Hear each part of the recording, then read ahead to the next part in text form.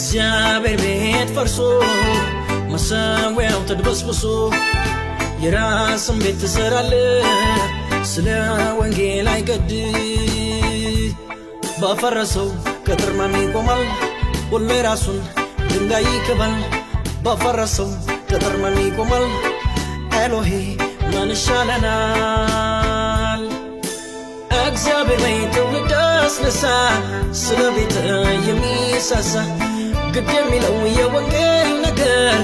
በጥቅም የማይጭበረበር ኤሎሄ ኤሎሄ ኤሎሄ ኤሎሄ የቀደሙት ሐዋርያት ነቢያት ራሳቸውን ሰጡ እስከ ሞት ድረስ ዛሬ ራሱ ሚሰጥ እርሱ ማነው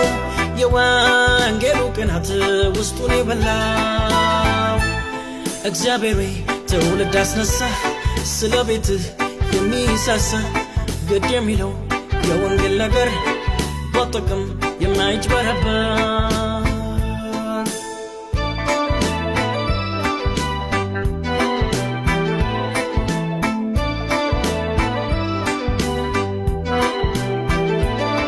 ወንድም ለወንድሙ ማዘን ሲገባው